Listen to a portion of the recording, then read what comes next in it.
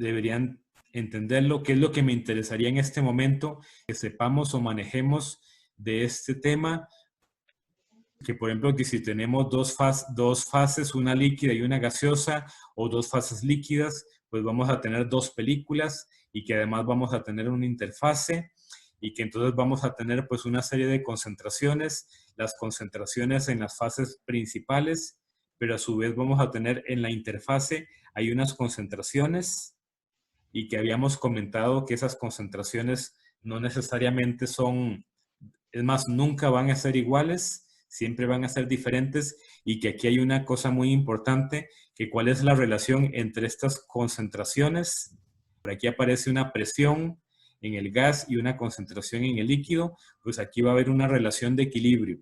Entonces, podemos tomar nota, en la interfase siempre las concentraciones de un lado y el otro van a estar relacionadas por la curva de equilibrio, o sea, la relación de equilibrio. Esta curva que vemos acá, pues es la relación de equilibrio y aquí vemos pues los diferentes, digamos, las diferentes concentraciones.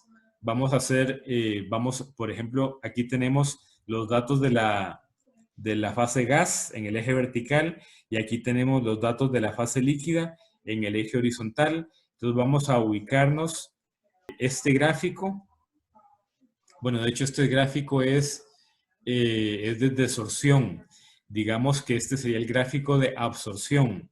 Entonces vamos, por ejemplo, de este lado, del lado del líquido, tenemos una concentración de líquido y en el gráfico XY, esa concentración de líquido va a estar aquí. Fíjense, aquí la tenemos, aquí abajito. En la absorción de gases, el líquido es el que tiene la menor concentración, digamos, y en el caso del gas es donde vamos a tener la mayor concentración. Entonces, fíjense que la presión parcial del gas la tenemos aquí arriba, y por otro lado tenemos una interfase. Aquí está, aquí vemos la interfase. Entonces, aquí tenemos, por un lado, concentración de líquido en la interfase, presión de el gas en la interfase, y si nos vamos nuevamente al gráfico XY, este gráfico es de las cosas que les digo que hay que sentarse a analizarlo con cuidado hasta que lo entendamos bien. Fíjense que la concentración de la interfase la tenemos aquí en medio y la presión de la interfase la tenemos aquí en medio, y vemos que la intersección es un punto de la curva de equilibrio. De hecho, déjenme ver si tenemos la opción de anotar para poder hacer unas marquitas aquí en la pantalla. Vamos a dibujar. Entonces, fíjense que aquí tenemos un punto de la curva de equilibrio, pues corresponde a presión de interfase y concentración de interfase. Y entonces, después de eso, aparecen una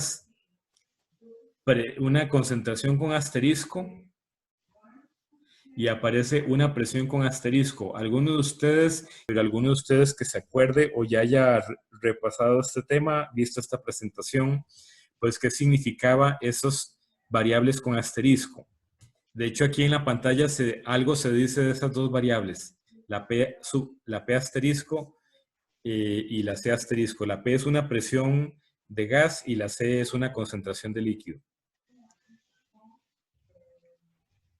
Es que es importante que entendamos pues qué son esas dos concentraciones con asterisco para poder pasar a lo que me interesa, que está en la siguiente diapositiva.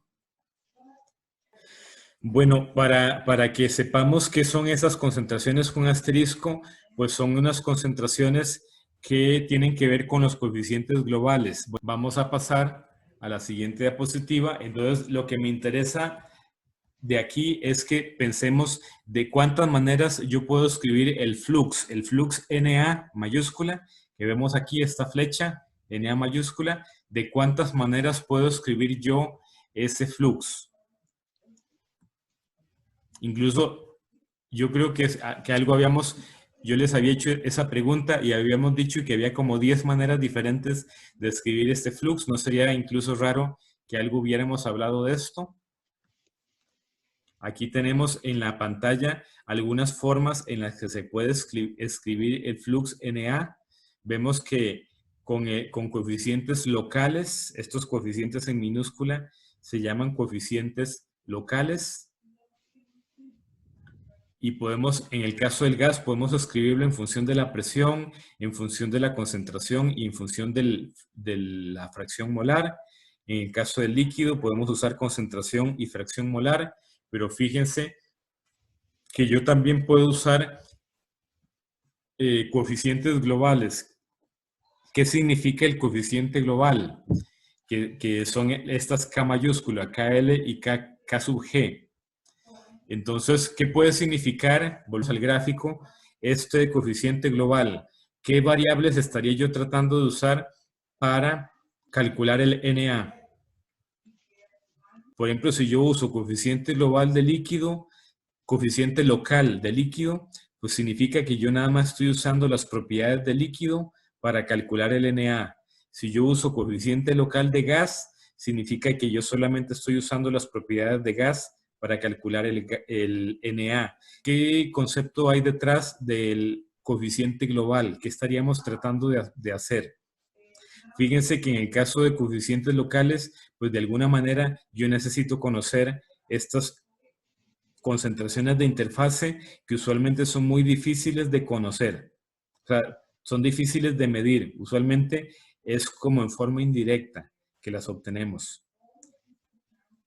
Entonces, ¿qué me convendría más? Me convendría más usar el dato del gas, del medio principal, del fluido principal, y el dato del líquido del fluido principal también. Entonces, el concepto de coeficiente global, pues lo que estamos tratando de usar es tanto datos del gas como del líquido para hacer el cálculo del Na. ¿Y qué es lo que pasa? Que aquí yo tengo una concentración de líquido y aquí yo tengo una concentración de gas. Es como decir manzanas de un lado y peras del otro. Entonces yo necesito, digamos, a la hora de restar, yo necesito restar manzanas o restar peras. O sea, yo necesito esta manzana, digamos, la concentración de líquido, yo tengo que restarla con otra manzana. O sea, necesito una concentración de líquido equivalente a la presión de gas. Eso precisamente es esta concentración asterisco. Es una concentración de líquido que es equivalente a la presión parcial del gas. ¿Y cómo conseguimos esa equivalencia? Pues por medio de la relación de equilibrio. De manera similar, si yo quiero usar los datos, en este caso, sería usar un coeficiente global de líquido. Vean qué interesante. Pero también podemos usar un coeficiente global con propiedades de gas. En ese caso usaríamos la presión parcial, pero entonces esa presión parcial yo tendría que restarla a otra presión parcial que sea equivalente a la concentración de líquido, y esa precisamente es la presión esta de asterisco, que es una presión que la vamos a conseguir. Fíjense, yo aquí tengo concentración de líquido, me voy a la relación de equilibrio y eso me permite leer un valor que corresponde a la presión equivalente a esa concentración, y esa es P asterisco. Y entonces eso me permitiría a mí, vamos a ver, aquí tenemos las formas de calcular el flux por medio del coeficiente global. Y entonces vemos donde se utiliza P asterisco, concentración asterisco, y también yo podría definir un X asterisco, una fracción molar de A asterisco, una fracción Y asterisco. Es más, fíjense que la relación de equilibrio, hay una forma general de escribir la relación de equilibrio, que es muy importante que tomemos nota, que cuando hablemos de relación de equilibrio, vamos a estar hablando de esto que estoy escribiendo aquí. Y asterisco igual a M X asterisco. Donde está M, no necesariamente esto va a ser una línea recta. Esto pareciera una línea recta y en algunos casos ideales va a ser una línea recta. ¿En qué casos ideales? Por ejemplo, con la ley de Henry o con la ley de Raoult, que son dos leyes que hemos utilizado. Por ejemplo, en destilación hemos usado la ley de Raoult y resulta que la ley de Raoult nos permite escribir eso. La podemos poner de esta manera: Y igual MX. Otra forma, como ustedes pueden haber visto, esta relación es Y igual K por X. Nada más que ahora los asteriscos pues nos indican que esas son fracciones en equilibrio. ¿Queda claro lo del y igual mx o y igual kx? Sí. Y fíjense que entonces eso la importancia de la curva de equilibrio para calcular estas concentraciones con asterisco, que es, como les digo, lo que me permite restar peras y peras o manzanas y manzanas.